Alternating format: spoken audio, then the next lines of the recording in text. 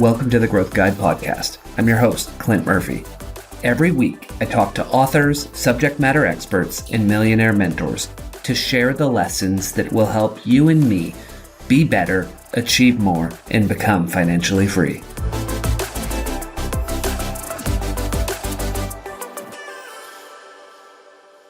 Today, I had an amazing conversation with Rick Hanson, a psychologist, couples and family counselor, and New York Times bestselling author. Rick is the author of Making Great Relationships, Simple Practices for Solving Conflicts, Building Connection, and Fostering Love. This book provides fundamental skills to help you handle conflict, repair misunderstandings, get treated better, deepen a romantic partnership, and be at peace with others while giving the love that you have in your heart. It was a wonderful conversation. I hope that you enjoy it as much as I did.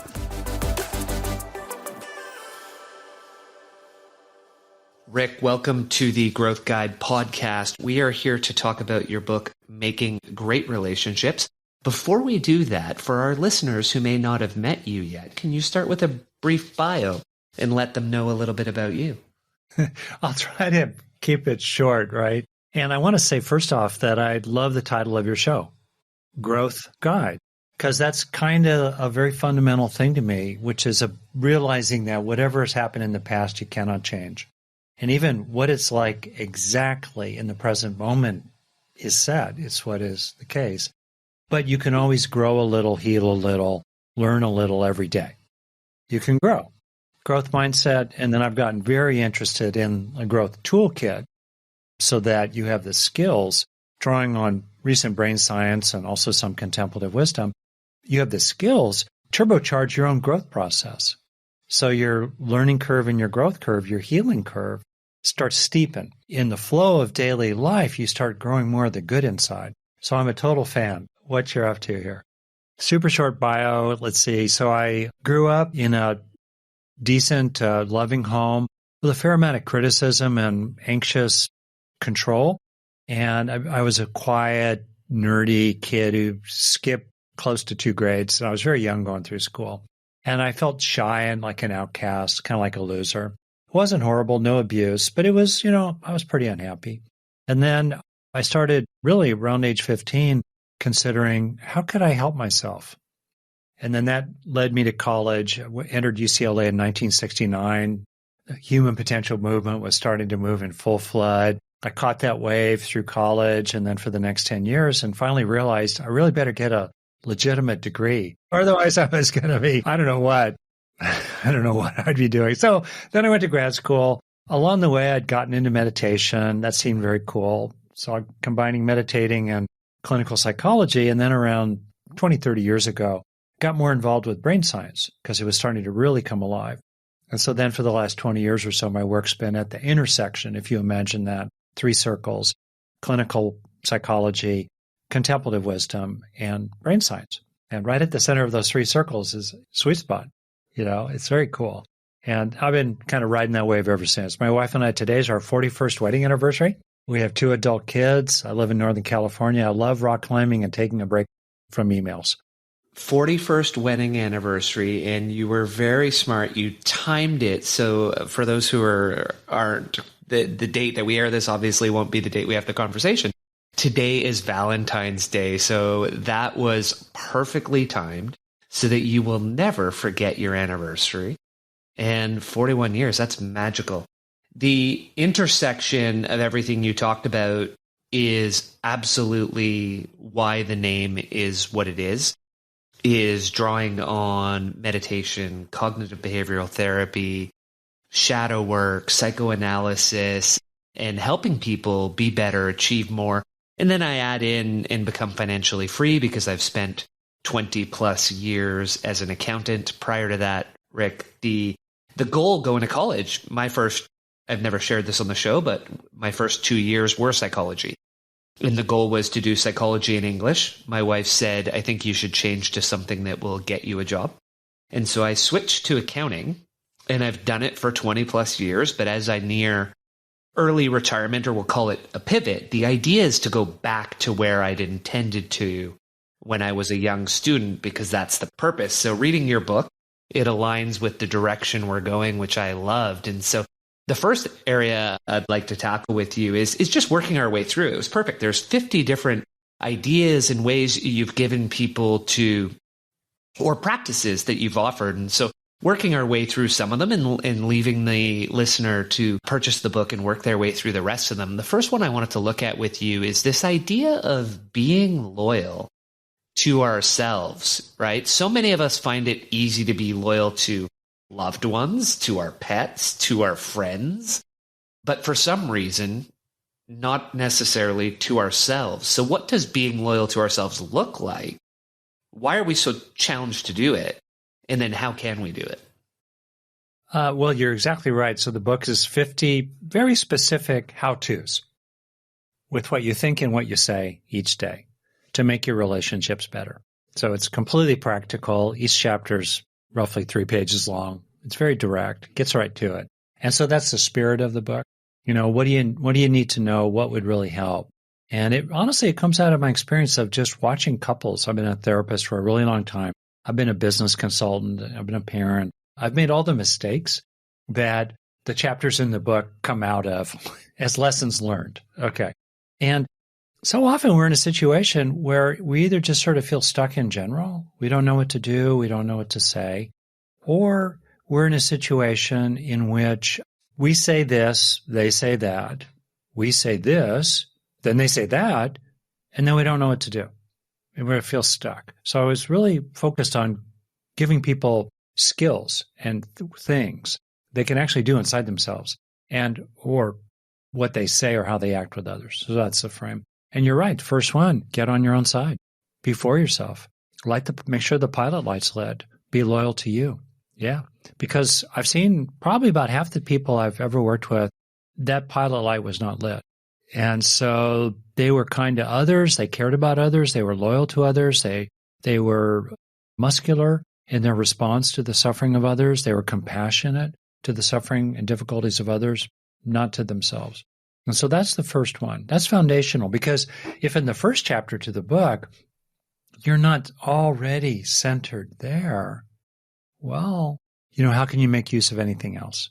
And I have found, honestly, that turning point for many people, not to be a bully, not to be arrogant, not to be conceited, but to realize that you matter too. And that's really important for people, Clint, who belong to any kind of group that have internalized messages that, well, you actually don't matter that much, or, well, you need to defer to others, or, well, better not say what you need because, the nail that stands out gets hammered down, or something like that. And you think about groups classically, girls and women in particular, on average, get socialized with those kind of messages, other people as well. I definitely got that message, that I was to be seen and not heard. I grew up in a traditional, loving, but traditional kind of home.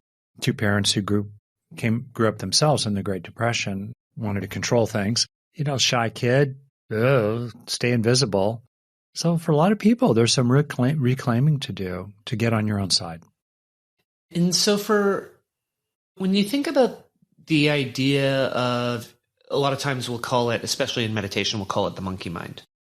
And so many people, the other one I like to do is talk about it as a roommate.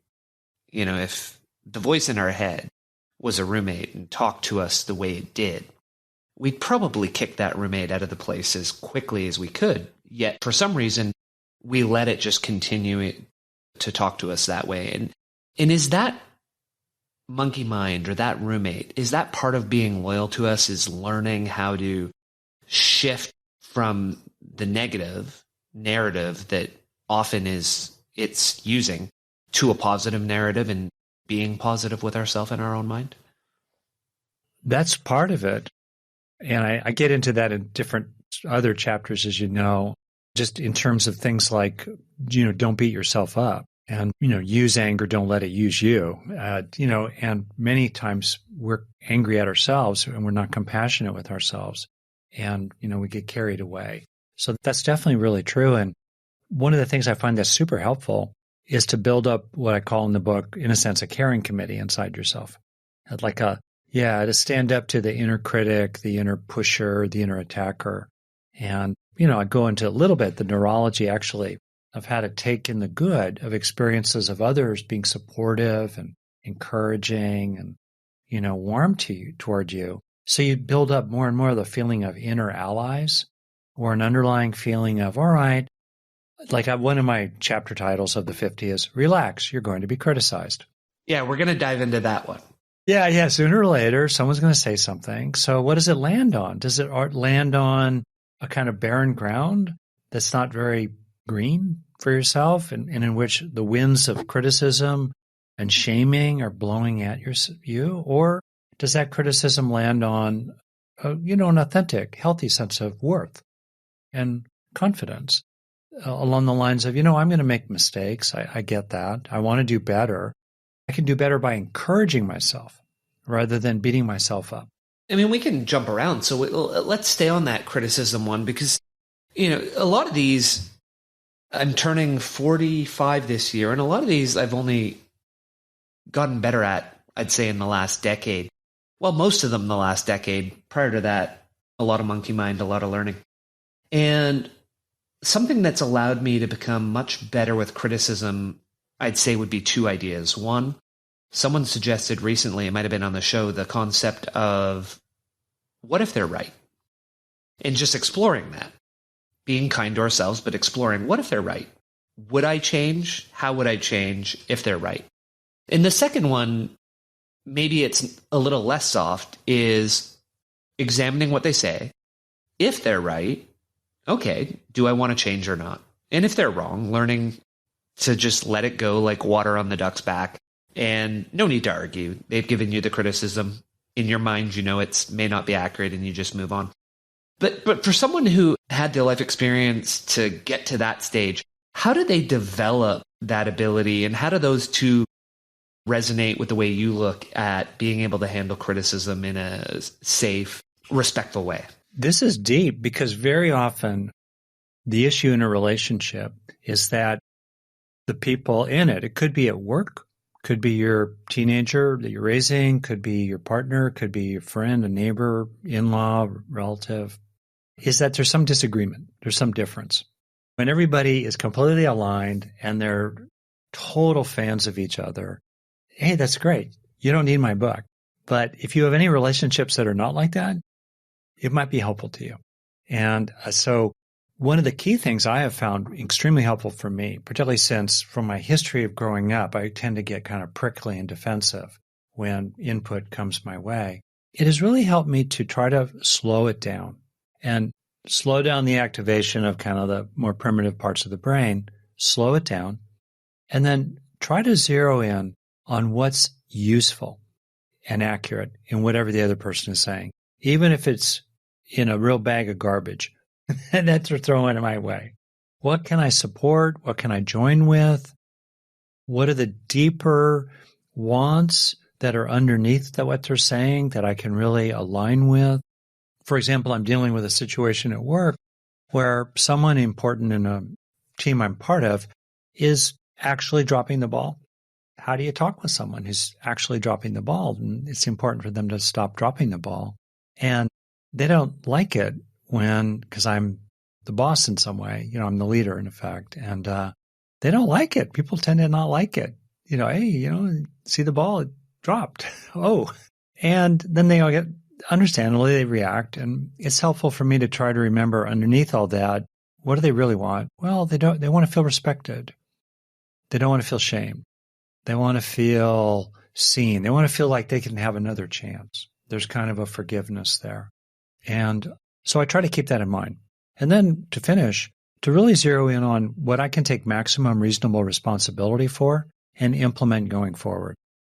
Now, that may just sound so procedural or Spock-like or like a guy would do it or something. Dare I say that?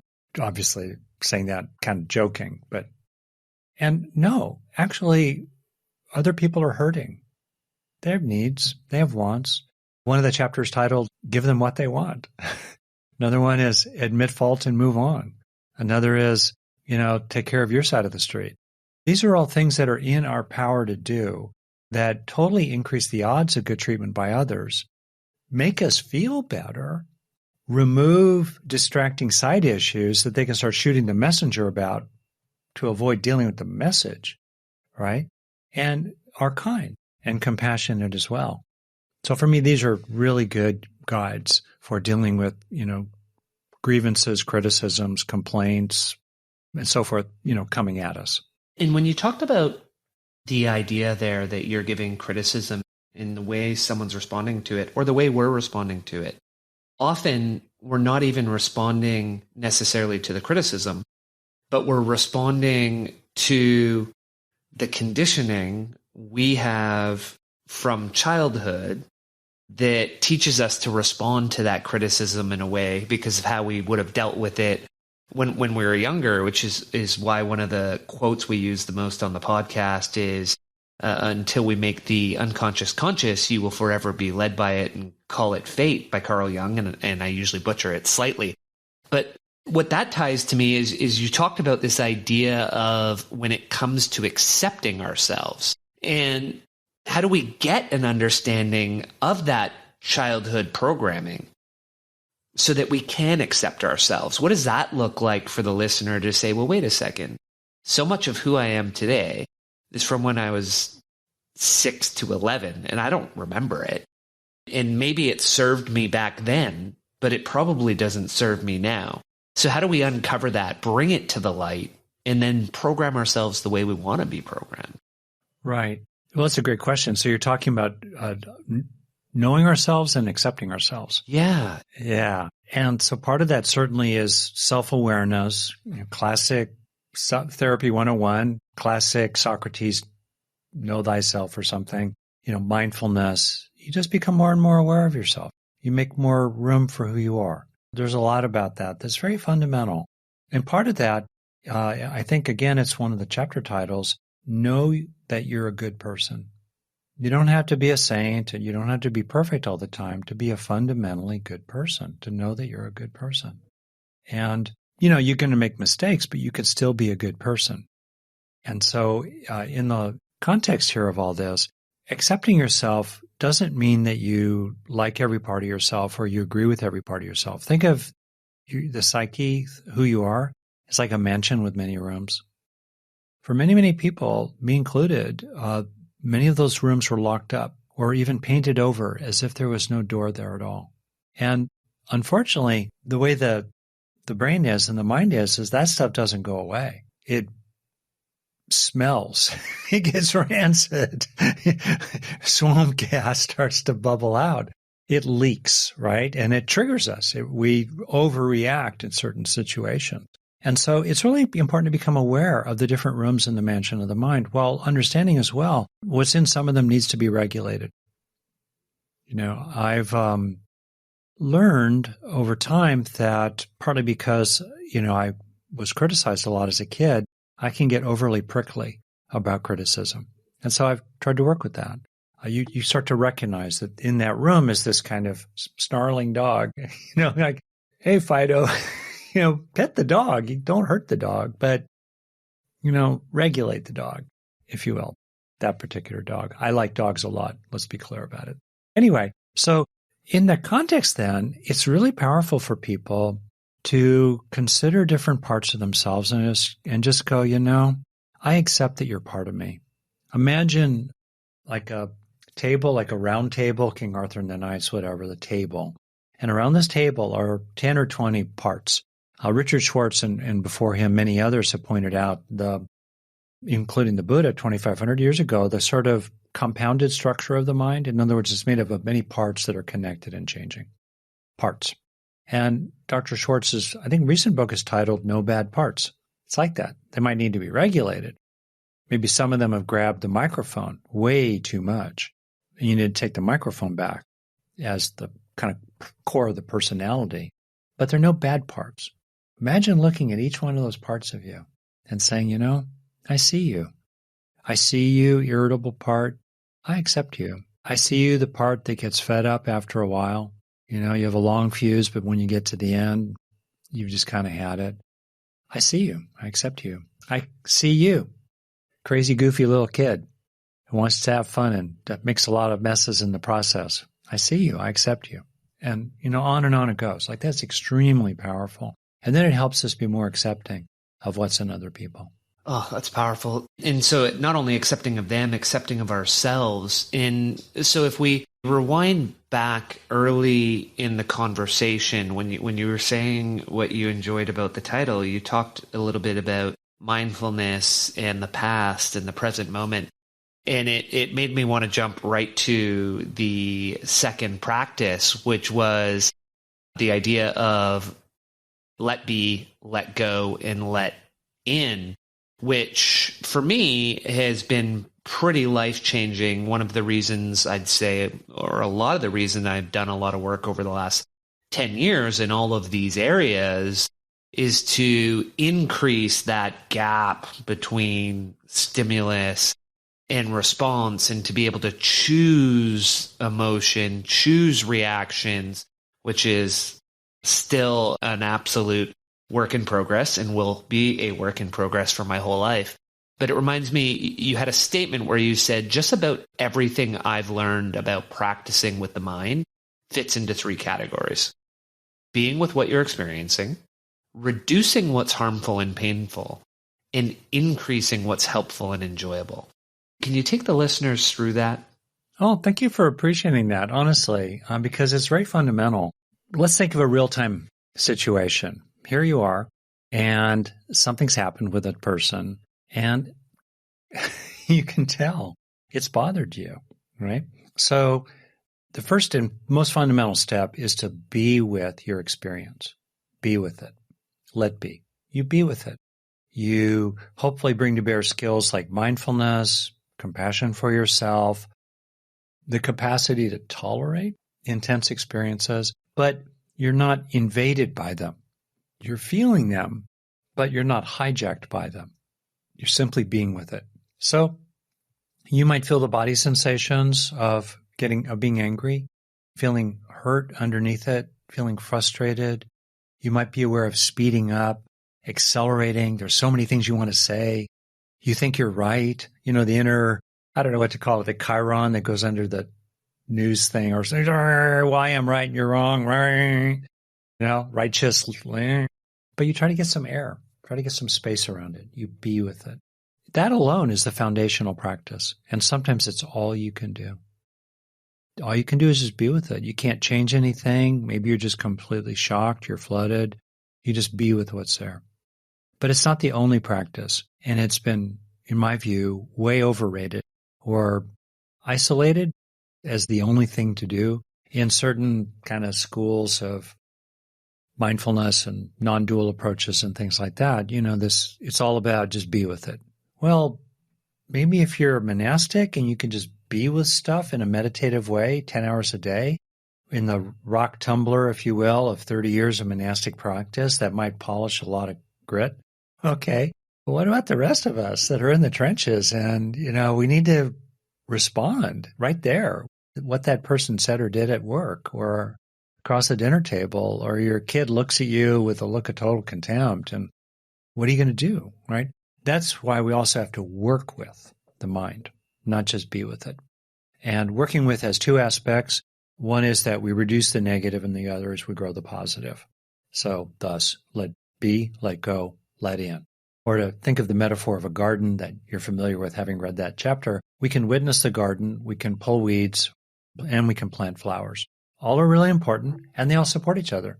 For example, to be able to just be with painful experiences, to be able to slow it down in your mind so you don't just immediately react to the flames that the bombs other people are dropping. It really helps to have let in, to have grown flowers and fruit and so forth of a kind of inner calm, a sense of self-worth, inner shock absorbers, so that what lands, you can just slow it down.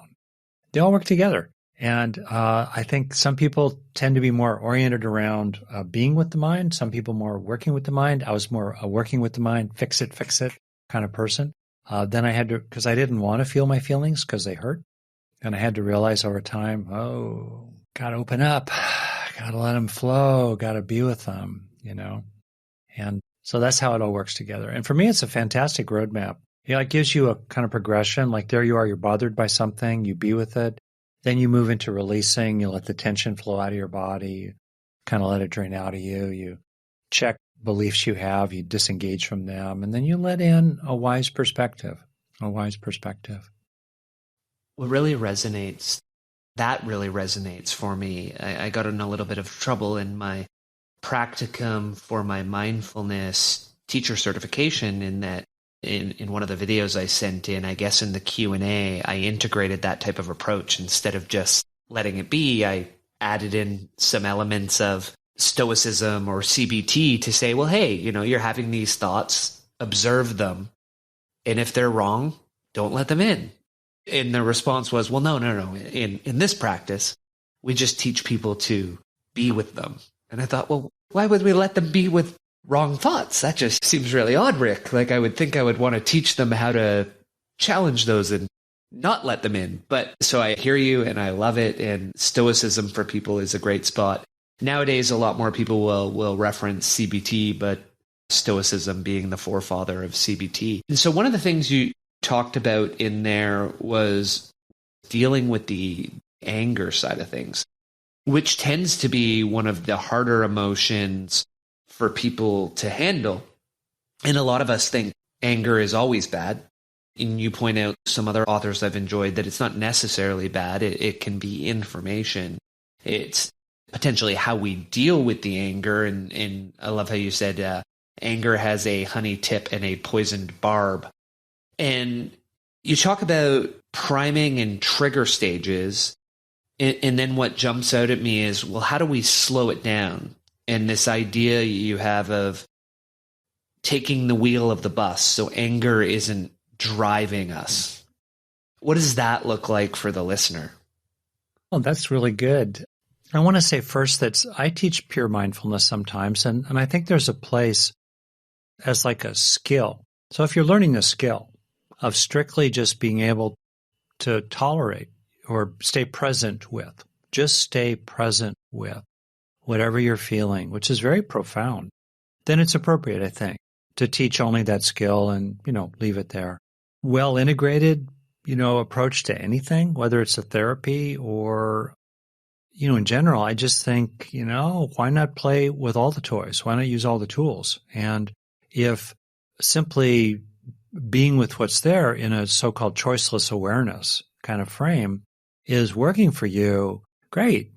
But if it's not clearing your trauma history or helping you acquire skills to be more effective at work or with your partner or your kids, or helping you release chronic anxieties or depressive moods, if it's not helping you in those ways, well, then use other tools. Mindfulness is a foundational tool, but use other tools when that's appropriate. So that would be my general, view. I'm certainly a big fan of mindfulness. About anger, which I've tried to become more mindful of, It's interesting that of all the 4 categories loosely of negative emotions, so we have fear, we have sadness, sorrow, depression, we have inadequacy, shame, guilt, remorse, shame, and then we have anger, ranging from subtle exasperation to blinding rage. Okay. Of those 4, only one releases reward neurochemicals in the brain. It's anger. People don't like feeling anxious. They don't like feeling sad. They don't like feeling ashamed or inadequate or less than or hurt. Anger has that honeyed tip. And it's important to be aware of the seductive power, the way it can just suck us right in. And so for me, I think, as I said, there's a chapter called Use Anger, Don't Let It Use You. And as foundation to that, none of this is about adding my voice to that of many voices that try to suppress anger in people who have every reason in the world to be pissed off because they were mistreated in some way or the target of structural bias and oppression, discrimination, even abuse.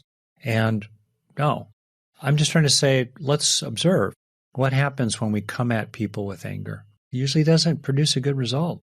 And there's a sweet spot in which you're feeling the anger because it is energizing and it focuses attention, including on what's wrong. Immobile, it organizes us. So these are useful, especially if a person's been oppressed in some ways or has been mistreated. Anger is Mother Nature's jet fuel. And be careful that it doesn't just take you down a road. I've had experiences, including recently, where it's just so tempting to write that email and then hit send. But once you send it, you cannot get it back. And then there you are with other people staring at you, kind of losing your cool on the page, or enabling others to avoid dealing with the substantive merits of whatever it is you're talking about, because then they can say, oh, you said that word, or, oh, I don't like your tone, or, oh, you're bullying, or something like that. So, be aware of it, feel it, try to get to what's underneath the anger. Often hurt or fear is underneath the anger. And then see what you really want. What do you really, really want with that other person? And if you go to that idea of tone, because you did talk about that later, and a lot of us don't necessarily think of the ways that we're communicating. So we just think about the words we're saying.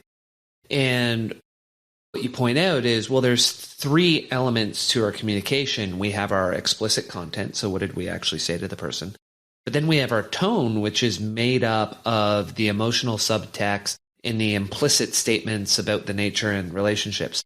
What does that all mean for the listener, and how can they make sure that the tone they're using with their loved ones or with their colleagues is the right tone for the situation? Great question. It's funny, like research on communicating. There are these 3 aspects to it. So one, nerd to another, you and I, right? Maybe some other people will be interested too. There's the overt content, such as, pass me the salt. Okay? It's it's an instruction, pass me the salt. Second, there's the tone on it. Now, the tone might be, pass me the salt, or the tone could be, pass me the salt, right? Tone. And third, there's an implicit statement about the relationship.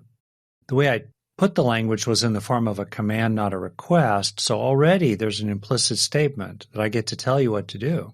I get to give you instructions. In the tone as well, there's often a communication, like around domination. People tend to put most of their overt attention on the first of these 3, the actual content. But what has the most impact is the second and the third, tone. And implicit statement about who's on top, the nature of the relationship. That's why it's extremely important to pay attention to the second and the third, and to just try to stay out of trouble. There are a lot of situations where you can realize that for the sake of the bigger fish, or the greater good that you're going after, you just don't need to take the bait. A tendency to just sort of respond quickly sometimes, when in fact, it would be better to give it a day and then make the same response, but just other people need more time to process. So don't take the bait, slow it down, try to center yourself in what you really want to communicate. What's the bigger picture here? What's more important than you? Neurologically, when something irritates us or frightens us, or we feel hurt by, we're affronted by, we're maybe indignant about it, awareness just over-focuses on that single tile in the mosaic and ignores everything else. That one tile that's flashing red. You get in trouble then. That's Mother Nature's plan to keep us alive in Jurassic Park or the Stone Age, but these days creates a lot of trouble, including on social media. Much better. Open out, go wide, go big picture. And it also helps to have some kind of inner rules that you just will not use a certain tone. Like my wife has called me on eye rolls, or I just kind of roll my eyes in exasperation and a little bit of disdain, like what? And so I've tried to clean that up. What do you think? What's been helpful for you about watching your own tone or trying a softer tone? That's the title of that chapter. Well, what's really jumping out at me, and it's a big one because I've historically, and I think it comes from a childhood where my dad would yell a lot, and it would be a level of yelling that was just aggressive. There's very few people that have scared me in my life. He's one of them. And this came up for me when you were talking about anger and shame, because one of the realizations I have the more work I do is, like, when I get into that situation where I feel shame, a lot of times the immediate anger or the immediate answer is to cover the shame with anger so you don't feel the shame. And so then I'll become a yeller with my family. And so the big thing is it goes back to that earlier stimulus and response and building the gap. And so I think the more I can have that pause and give yourself that 90-second, squeeze in a little breath work, a little box breathing. If it's my son who I'm having that interaction with, one of the two, or my wife, throw in a little loving kindness meditation with them in the image and then respond. Because when you do that loving kindness meditation, the way you would respond is completely different in tone than what you would do before it. And ideally, although my wife said it would be odd, is the way that I talk in life with my family, with colleagues, with friends, the way I want to be able to do it is the way you and I are talking right now. It's from a place of curiosity and calm and respect. And it's much slower probably than my average talking voice and much more, each word is a little more clear because we're talking on a podcast. We want to be clear in how we communicate. But this is the way I want to be able to talk in my everyday life. And so the more I can work on shutting down that immediate response. Because the other thing that jumped out at me that I wanted to ask you was, if you're quick to respond to the email or you're quick to respond to the letter and you skipped a couple grades, given what you've done for study, I can make general assumptions about your level of intelligence, which can often mean that you think really quickly. And so in conversation, have you found historically that you may respond with an answer quite quickly? And that the person who's receiving it, even if you would have taken a minute or two or a day, you would have had the same response. You've just gotten there really quickly. Does it come across to the listener in how quickly you've responded and how quickly you might respond that you haven't put adequate thought into their question and that you're being flippant in your tone? Well, whatever, the genetic lottery, right, of intelligence or other abilities is so, actually, I'm kind of a muller. I was that person in school, like in college, I wouldn't say anything the first half of the semester. And then if you were to divide a semester into quarters, but by the last couple of weeks, I was probably the most talkative person in the class, right? Or seminar or something. But I'm a muller. No, I'm pretty patient and I slow it down. Partly because I like people and I want to understand what's really been said. And I think you're right. I'm really struck. Like, you're an excellent listener. Here I am rattling on a few minutes in a row typically. You're present. Your face is nice and warm, and I like it. And it's interesting to think about. We like it a lot when other people actually listen to us and give us the gift of 2 minutes of focused attention in a row. It's not that we're going to drone on for dozens of minutes, or certainly not hours, but a couple minutes. Such a small gift, really. And yet it has such a big impact on other people. So I try to, when I'm on my game, I try to remember that and to just slow it down and give other people the sense of being actually received. And as you say that, what can often jump out, and I think this is really important for the listener, and I know it's something I want to work on, is when you and I have that conversation, it can be so easy to have that as my default mode. But with the ones that matter the most in our life, our partner, our children, for a lot of us, they're often the people that we offer that to the least.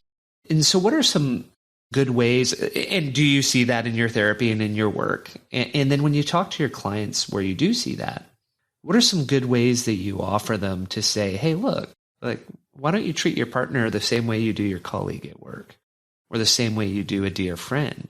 How do we make that shift for the ones that matter the most? Yeah. Well, you have to want to. There's a joke, how many therapists does it take to change a light bulb? Only one. But the light bulb has to want to change. It's kind of a Zen teaching in a way. I think it's helpful to have little practices. That's why a book like this is really useful. because it's just a thing to do. And each of the chapters is titled in the form of kind of an instruction or a practice. One of them is called Ask Questions. Another is Express Appreciation, and these are good practices. I think so many, let's just talk about romantic relationships, maybe that become a long-term relationship.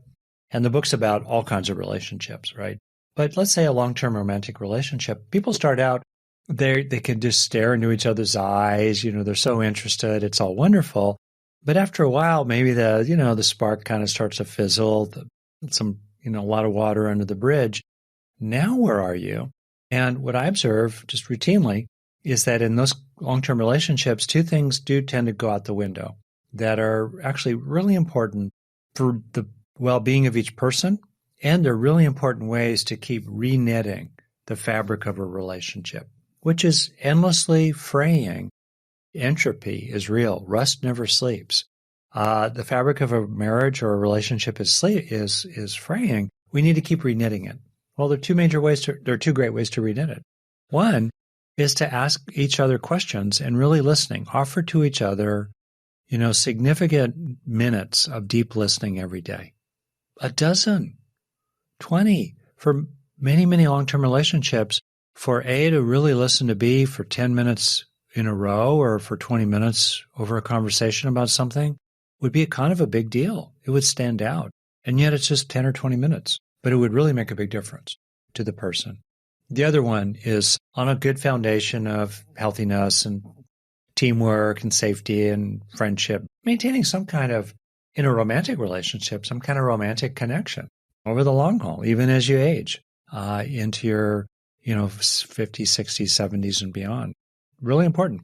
And I just see people often, on any given day, they're nice people. They still love each other, but they don't make that effort.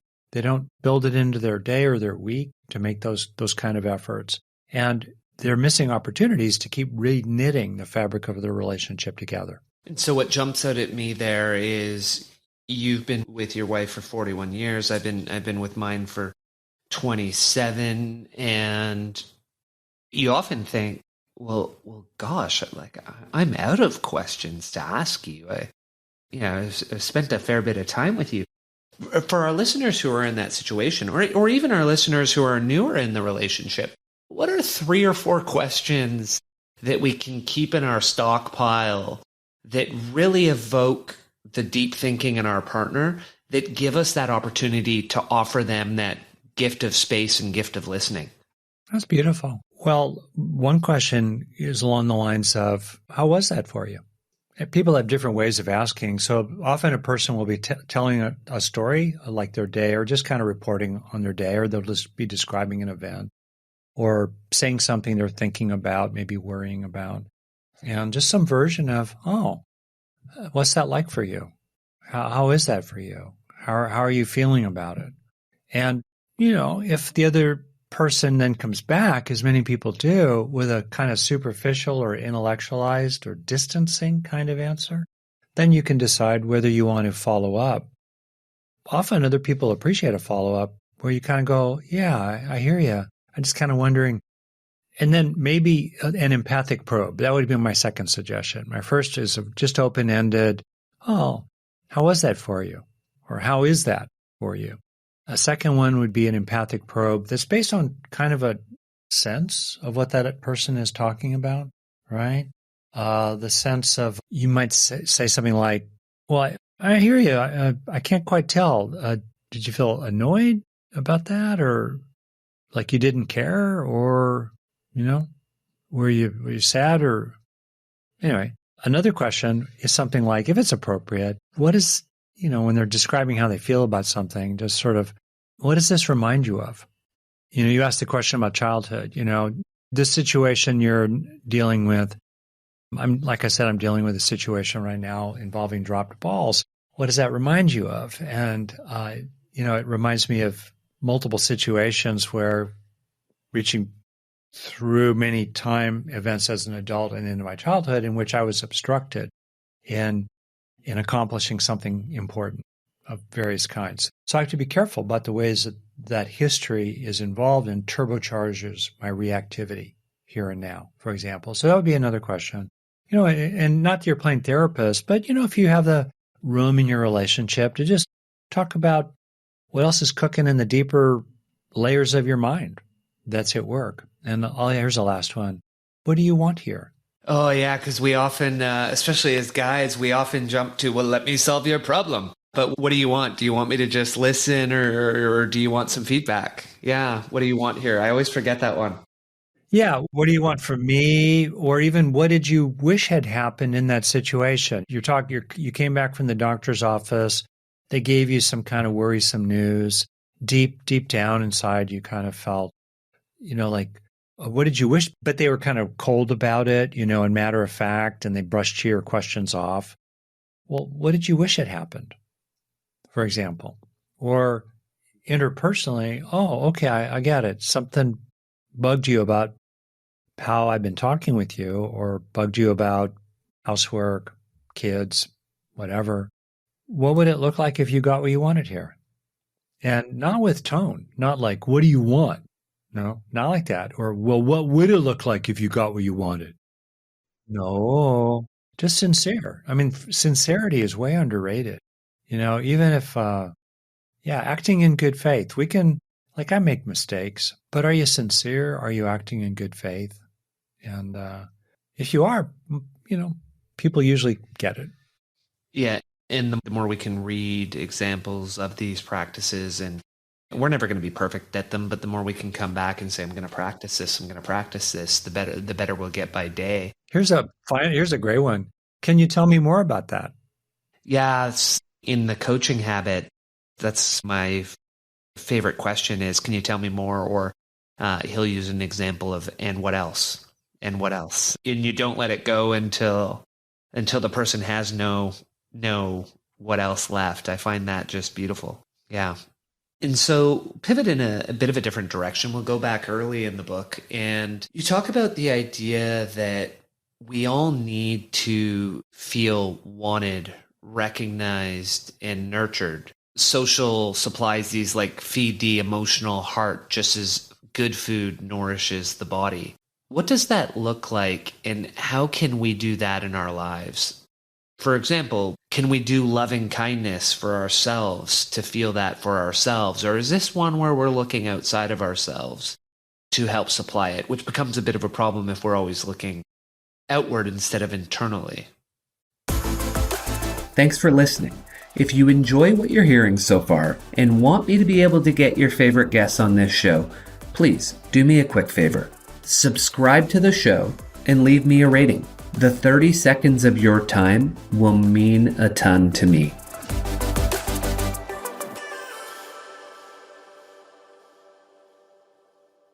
That's an incredibly deep question.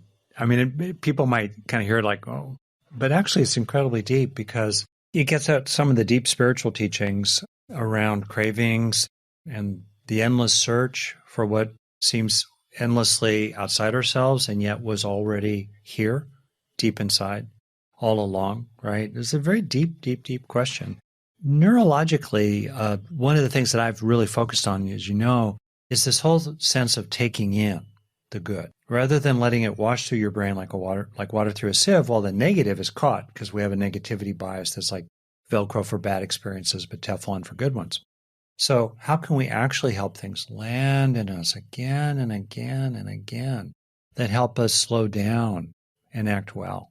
So, for example, my story briefly, because I was shy and dorkish and incredibly awkward socially as a kid going through school, I had many little experiences of feeling unwanted and second tier. And also I lacked a lot of positive experiences. So in the ACEs structure, you may be familiar, adverse childhood events. That's a key scale that's increasingly well researched. These are events. My list of ACEs is 0. I did not have those adverse childhood events. I still grew up in a home with a lot of bickering and criticism and tension and kind of weirdness. And that combined with my kind of shyness and awkwardness in school led to an absence of what now are called positive childhood experiences, PCEs. So ACEs and PACEs, in a sense. And so my point being, By the time I landed in college, I felt like there was a huge hole in my heart in which I just had not felt, it was like the absence of the good. There wasn't a lot of presence of the bad. I wasn't bullied. I wasn't traumatized, but there was a significant absence of the good, in part because also I kind of turned away from it and I didn't know how to internalize it. I got defended. I went up into my head. I was numb from the neck down. That's how I kind of went through my teen years, and while getting good grades and staying out of trouble quietly, along the way. And then in college, I just stumbled on an incredibly valuable method, which is I started, in effect, recognizing good facts of other people waving me over to sit with them at dinner, or a girl smiling at me in the elevator. Woohoo, right? Notice the good facts. And then second, help yourself have a appropriate good experience as a result. Let yourself feel it. Feel it, right? And then third, really important, help the experiencing of that good fact to sink in, so that, in effect, you're just staying with it for a breath or two or three. You're feeling it in your body. You kind of feel like it's landing. I didn't know what I was doing neurologically then. I just knew it worked. But neurologically, those methods and others that I teach about, including elsewhere, are evidence-based, and they turbocharge the learning process. Emotional learning, body learning, somatic learning, social learning, motivational learning, these processes of internalization. And so gradually, drop by drop, brick by brick, I started to fill that big hole in my heart over time. I can still get triggered these days, little things, but I'm pretty full. I'm pretty full up now. And for me, it's an incredibly beautiful practice because it's in your power, right? And it's authentic. It's based on what's real. But when it's real, slow down for a breath, right? To take in the good. Then you have it with you wherever you go, which undoes craving.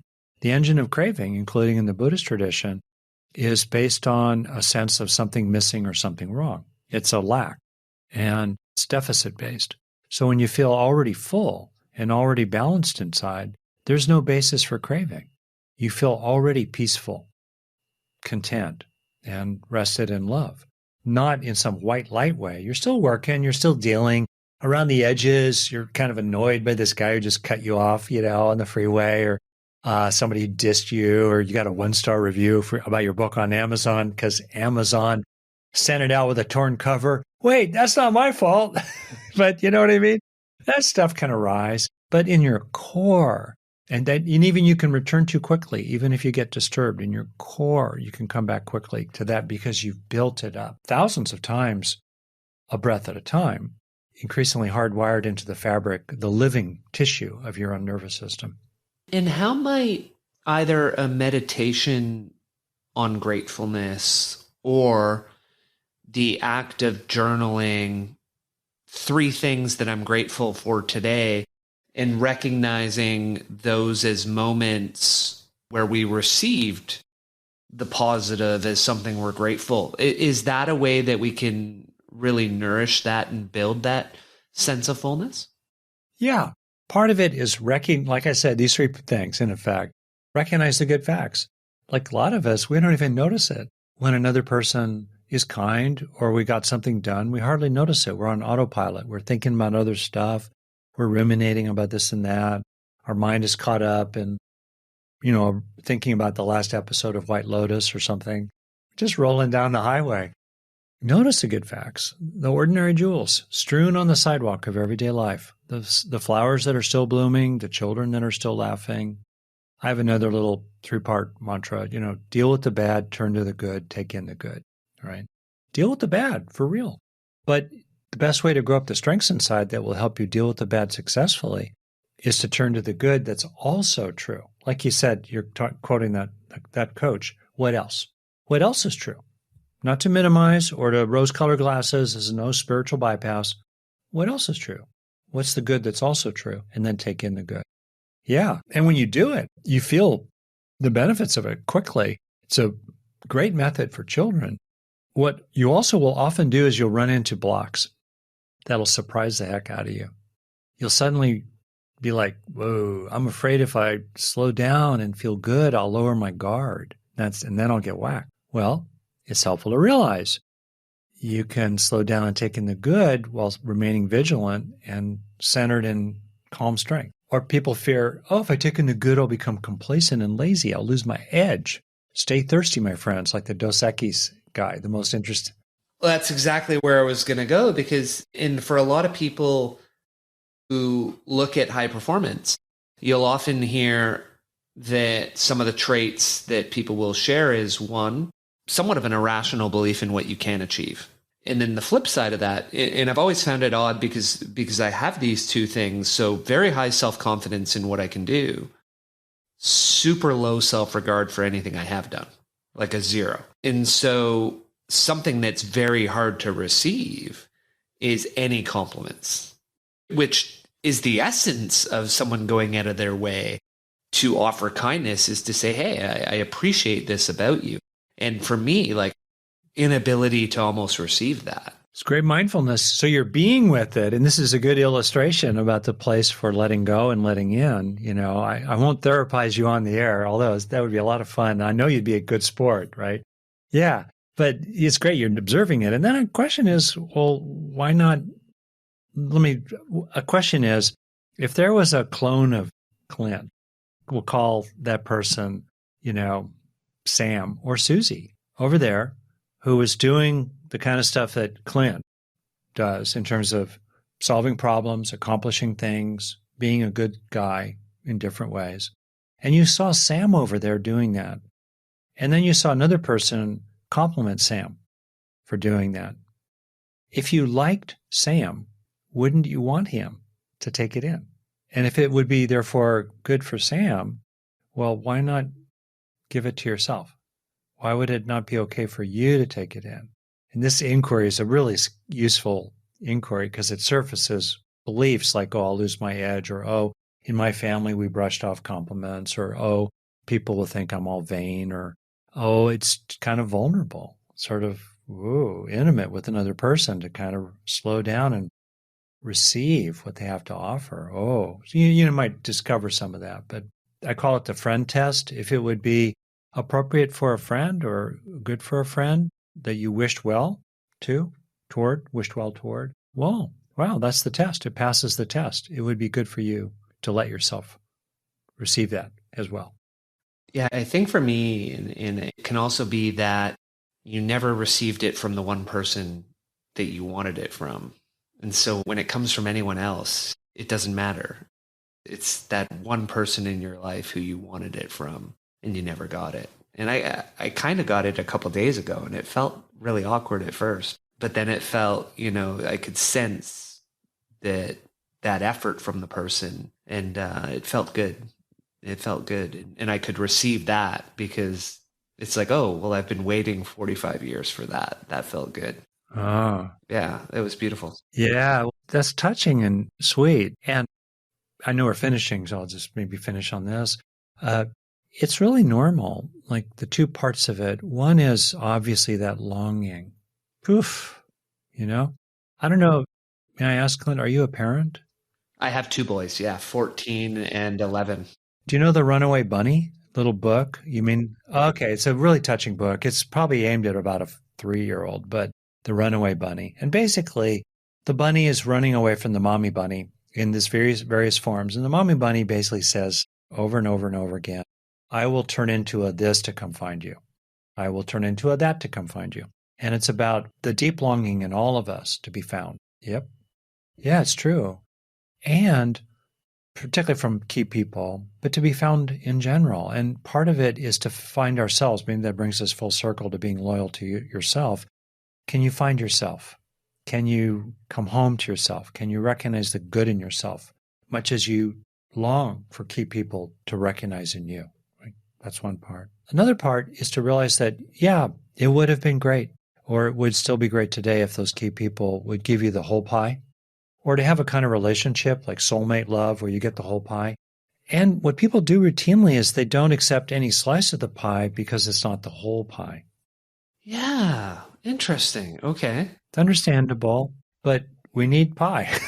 I feel like I'm quoting from Starman, a film in the 80s. Excellent film, by the way. There's a great scene where he has cherry pie a la mode, and he's like having an orgasm on the screen. It's pretty wild. Anyway, or apple pie, either one, I forget. I'm partial to cherry pie a la mode, but okay. And so pie, we want the whole pie, but it's better to have at least some of the pie than no pie at all. And actually, as we take in the good of some of the pie, we often build up our capacities and kind of who we are that magnetizes people who are the whole pie, to kind of come toward us. Excellent. And Rick, do you have time for a quick final 4 rapid fire questions? Yeah, for sure. All right, let's do it. What's one book that's had the most influence on you in your life? There have been many. One of the dorkish first ones was called Have Spacesuit Will Travel, classic Robert Heinlein book aimed at teenage boys, mainly sci-fi. And it was really landed on me I felt like a weakling, a wimp, bleh.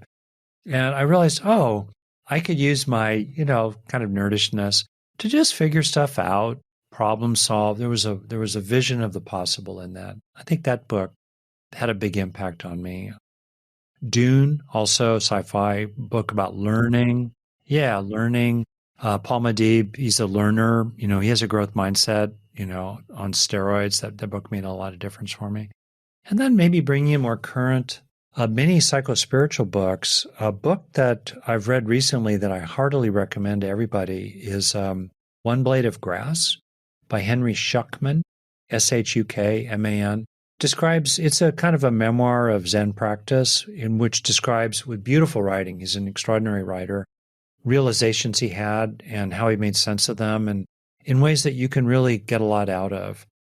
Maybe another kind of self-helpy book would be Tara Brach's wonderful book, Trusting the Gold. Yeah, it's so deep and it's like each chapter is about a page long with a pretty watercolor picture. It's so sweet. And then closing out the hit list here, if people haven't read it, Lord of Light. Again, classic sci-fi novel, beautifully written. The storyline, essentially, it's set in a future Earth-like planet where, star traveling ships came. They crashed. The passengers were allowed to regress into a kind of medieval level of technology, while the crew took upon themselves the powers of the Hindu gods. And then along comes one of the main characters who takes on the role of the Buddha to challenge the authority of these other crew members, et cetera, et cetera, et cetera. And it's just gorgeously written. It's fun. It's got some good teaching in it. Okay, I'll leave it there. I have to check that out. What's on the bookshelf right now? What are you reading right now? Well, I'm working my way. I stumbled into the John MacDonald, Travis McGee detective novels. Trigger warning, they're written in the 60s and 70s, extraordinarily sexist, hyper-traditionalist, and still, kind of compelling with plots and characters. Let's see, recently, on the other side of the spectrum, I read The Death of Ivan Ilyich. I couldn't figure it out, maybe because I've been a therapist too long. I mean, I'm probably lame, but anyway, that's a whole other thing. And then last, maybe, I'll tell you another great novel I just think is fabulous. Drive Your Plow Over the Bones of the Dead, written by a Nobel Prize winning, I believe she's Polish, about an eccentric woman who loves animals, and it's a detective novel. It's really beautifully written and interesting. Drive Your Plow Over the Bones of the Dead. Just sounds so evocative in the title. I know, yeah. And so what's one thing that Rick has bought in the last 12 to 18 months that's under $1,000 that you think, wow, I really wish I'd bought this earlier in life? Well, it's over $1,000, but an exercise machine in my garage, I'd say that. Great question. Earlier. I'm not sure I could answer that because maybe I'm fortunate, I'm privileged for multiple reasons. It's okay. We can go with garage gym. It was a little bit over, but having a gym at home is a good way to get fit. This is less than that. I had the opportunity to work with a rock climbing guide, and because I'm getting older and it's important that I don't hurt myself while I'm rock climbing with ropes and technical stuff. So he goes up first because he's better by far than I am. And it enables me to climb challenging things without risking hurting myself. And I've invested in days in Joshua Tree Park with him. And if I can put a plug in for him, people can find him online. Roddy McCauley. The way I'll put it here is that Michael Jordan is the Roddy McCauley of basketball players. Oh, wow. In Joshua, what a beautiful area. Yeah, Roddy McCauley. You can find him online. Yeah. And he's elsewhere. He's in the Eastern Sierra in the summer and Joshua Tree in the winter. Yeah, Joshua Tree is phenomenal. I think that's where I did my only silent retreat. It was a blast. And so the last one, because the show's about growth, is what is one mindset shift, behavior change, or habit for you that's had an oversized impact on your life? Great question. Many I could think of taking into good, absolutely fundamental. I'll call it like widening the view. Whether it's more of a bird's eye view with somebody you're in a tiff with, or in this moment of experiencing, even meditatively, widening the view. And neurologically, it does a lot of good things. It kind of calms down the self-centeredness. It pulls us out of rumination. It gives us more of a sense of big picture, brings in new information. It's calming. Just spaciousness. And more, identity starts shifting out of the flotsam and jetsam in the streaming of consciousness into more of the streaming itself, the spaciousness of awareness and spaciousness of this moment of occurring in reality altogether, that kind of widening out. That's had a big, big impact. For our listeners, you can practice, I like to say, when in doubt, zoom out. Just widen that zoom. So Rick, thank you for joining us today on the Growth Guide podcast. Really enjoyed having you here. Thank you, Clint. Could have been hours. Conscious of your time. Thank you. I'll press. Yeah, thank you. Bows back. Take care.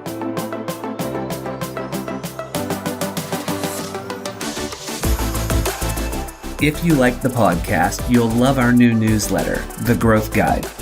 Every Thursday, straight to your inbox, with the goal to help you be better, achieve more, and become financially free. Check it out at our website, thegrowth.guide. Subscribe and learn more.